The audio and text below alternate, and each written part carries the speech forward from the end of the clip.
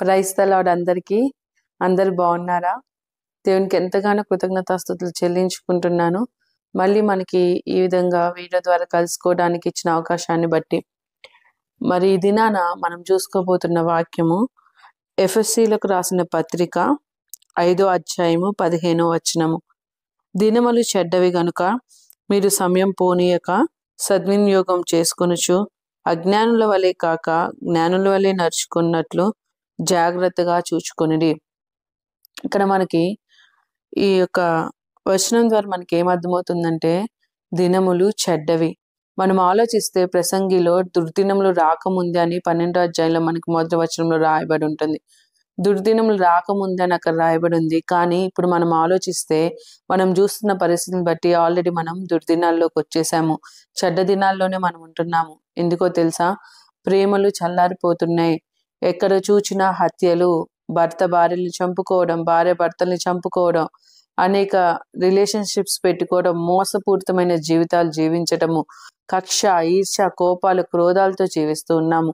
ప్రేమలు చల్లారిపోతున్న దినాల్లో అంత దినాల్లో ప్రేమలు చల్లారిపోతాయని దేవుని వాక్యం సెలవిస్తూ ఉంది. కాబట్టి మనం ఆలోచిస్తే మనము ఎలాంటి దినాల్లో ఉన్నాం? చెడ్డ దినాల్లో మనం ఉంటున్నాం. మరి లాస్ట్ ఎండ్ డేస్ లో మనం ఉంటున్నాము. కాబట్టి దేవుడు ఏం మాట్లాడుతున్నాడు ఇక్కడ? సమయాన్ని పోనీయొద్దు, సద్వినియోగం చేసుకోండి. ఈ వాక్యం ముఖ్యంగా మన విశ్వాసులైన అని పిలువబడుతున్న మనందరికీ ఎంతో మరి విలువైన వాక్యం ఇది. ఎందుకంటే దేవుడు మనల్ని సమయం పోనీయొద్దని చెప్తున్నాడు. ఏ విషయంలో? డైలీ మనం పరిగెత్తి మన పనులు చేసుకొని మన పొట్టకూటి కోసం పోరాడి పరిగెత్తి ఆ విషయం కాదు. అది కూడా మనకి ఎంత అవసరం. కానీ దేవుడు ఆలోచనలో ఉన్నతమైనది ఏంటి అంటే, మనము రాజ్య వ్యాప్తి కొరకు ప్రయాసపడేది దేవుడు ఉన్నతంగా చూస్తాడు. కాబట్టి మనము దేవుణ్ణి మనం రక్షకుడిగా అంగీకరించి నిజమైన దేవుడని, ఆయనే మనల్ని సృష్టించాడని, మనల్ని పాపం నుండి ఆయన మాత్రమే విమోచించగలడని, మనకు పరలోక రాజ్యం ఆయన ద్వారానే కలదని మనం నమ్మి విశ్వసించి ఆయన మనం వెంబడిస్తున్న వారిగా ఉన్న మనము ఆయన యొక్క రాజ్య వ్యాప్తి కొరకు మరి నష్టపడుతున్న బిడ్డల నిమిత్తము, చీకట్ల అంధకారంలో ఉన్న బిడ్డల నిమిత్తం ప్రయాసపడాలని దేవుడు ఇది మనకు ఒక హెచ్చరికగా, ఇది మనకి ఒక మరి సవాలుగా ఉన్నట్టుగా మనకు అనిపిస్తుంది కదండి. మరి మనం ఎరిగిన దేవుడిని మనం రుచి చూస్తూ దినదినం ఆయన కృపను, ఆయన ప్రేమను మనము రుచి చూస్తూ దినదినము మనము మరి ఆయన కృప ద్వారా ముందుకు వెళ్తున్నాం. మనకి మరి అదే ప్రేమ ఇతరులకు మనం తెలిసేలాగా మనం చేయొద్దా? అదే రుచి మనం ఇతరులకు చూపియొద్దా అండి? మరి ఇప్పుడు మనం ఉంటాము, ఏదన్నా చేసుకుంటాము, మన నైబర్స్తో షేర్ చేసుకుంటాము. ఐదర్ ఫుడ్ ఐటమ్స్ కానివ్వండి, ఏదైనా ఫంక్షన్ పెట్టుకుంటాము, ఏదైనా బర్త్డేస్ మీటింగ్స్ పెట్టుకుంటాము, లేదా అందరినీ పిలుచుకుంటాము. అందరినీ మరి మన విందులో పాల్గొనండి అని మరి ఆహ్వానిస్తాము. మరి ఇదే మనము మరి తాత్కాలికంగా మరి అంతరించిపోయే ఆ యొక్క మరి ఫుడ్ నిమిత్తమే మనము, లేదా బంధాల నిమిత్తం మనం అంత చూస్తున్నప్పుడు, అటువంటి బంధాలు రేపు మరి పరలోక రాజ్యంలో మనతో కూడా దేవుని స్తుతించాలని మనం ఆశపడాలి కదా. దాని నిమిత్తమే మనం ప్రయాసపడాలి. మన చుట్టూ మనకి ఎన్నో అవకాశాలు దేవుడు ఇస్తున్నాడండి. నిజంగా మనకి అపోస్తుల కార్యంలో ఉంటది, భయపడక మాట్లాడము, నీకు హాని చేయటకి ఎవరినూ నీ మీదకి రాడు అని చెప్పి అక్కడ మనకి వాక్యం ఉంటుంది కదండి. ఎవరు మరి లోకంలో మనకు శ్రమ కలుగుతుంది అంటే దేవుడు చూసుకుంటాడు. ఆయన నిమిత్తం మనం శ్రమ పడినప్పుడు మనకు అది ఎంతో గొప్ప ఆశీర్వాదం. కాబట్టి మనం వర్క్ ప్లేసెస్లో అవనివ్వండి, మన నైబర్స్తో అవనివ్వండి, మన ఫ్రెండ్స్తో అవనివ్వండి, ఎవరైనా నీ దగ్గరకు వచ్చి బాధను షేర్ చేసుకుంటున్నారా? మనకి అది ఎంత గొప్ప అవకాశమో తెలుసా? ఆ బాధల్ని మనతో షేర్ చేసుకుంటున్నారంటే దేవుడు నీకు ఇస్తున్న అవకాశం.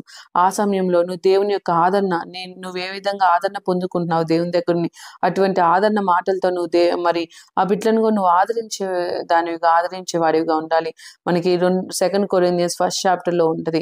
ఆయన మనల్ని ఏ విధంగా ఆదరించాడు, అట్టి ఆదరణతో మీరు ఇతరులను ఆదరించమని మనం చూసుకుంటూ ఉంటాం. 1st చాప్టర్ 4, 5, 6 వచనాల్లో మనం చూసుకుంటే అదే విధంగా అదొక మంచి అవకాశం మనకి ఇతరులకు సువార్త చెప్పే విధంలో. లేదా ఎవరన్నా ఏదన్నా అనారోగ్య స్థితిలో ఉన్నారా? వాళ్ళకి మంచి అవకాశం ఏంటో తెలుసా? మనము సువార్త చెప్పడము మనకి దేవుడిచ్చిన అవకాశం. నువ్వు ఒకరు అనారోగ్యంలో ఉన్నారంటే తక్షణమే నువ్వు వేగిరి పడే వెళ్ళి వారితో మాట్లాడు, వారిని దర్శించు, వారికి మరి దేవుని గురించి సువార్తను మీరు మరి ప్రచురించే వారిగా ఉండండి. ఇన్ని అవకాశాలు వర్క్ ఏరియాస్లో అవనివ్వండి, మనము జర్నీ చేసినప్పుడు బస్సెస్లో, ఆటోస్లో లేదా అనేక ఏరియాస్లో మనకి దేవుడు అనేక అవకాశాలు ఇస్తున్నారండి. భయాన్ని పక్కన పెట్టేద్దాం, నోరు తెరుద్దాం, నోరుని బాగుగా నింపుతానన్నాడు దేవుడు. ప్రార్థించుకుందాం డైలీ. నాకు నా నోటిని నీ మాటలతో నింపు ప్రభా, నేను మాట్లాడటానికి సహాయం చేయి, నీ గురించి చెప్పడానికి నాకు కృపను చూపు అని చెప్పి మనము దేవుణ్ణి అడిగినప్పుడు దేవుడు మనకి ఆ తలాంతి ఇస్తాడు, ఆ ధైర్యాన్ని ఇస్తాడు. మనకి అది ఎంత బ్లెస్సింగో తెలుసా. ఇప్పుడు మనం ఆ బ్లెస్సింగ్ చూడకపోవచ్చు, కానీ పరలోక రాజ్యానికి వెళ్ళినప్పుడు మన నిమిత్తం దాచి ఉంచిన ఆ యొక్క దేవుని దగ్గర కిరీటాలు ఎన్నో ఉంటాయండి.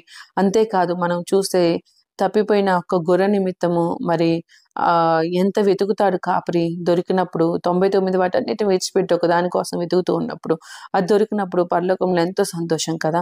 మరి అట్టి రీతిగానే మనం కూడా ఒకరిని మనము దేవుని వైపు మళ్లించినప్పుడు మరి ఎంత సంతోషిస్తారు. పరలోకంలో ఎంత విందు జరుగుతుంది, ఎంత సంతోషం ఉంటుందో తెలుసా. కాబట్టి దుర్దినాలు మరి ఈ చెడ్డ దినాల్లో మనం ఉంటున్నాం కనుక సమయం పోనీయొద్దు. ఎక్కడ అవకాశం వస్తుందా అని చెప్పి మనం అవకాశాన్ని కల్పించుకొని మనం ముందుకు వెళ్ళి దేవుని నిమిత్తం, రాజ్య వ్యాప్తి నిమిత్తం, నశించిపోతున్న బిడ్డలను పరలోక రాజ్యం వైపు మళ్లించడం నిమిత్తం మనం ప్రయాసపడే వారిగా ఉండాలి.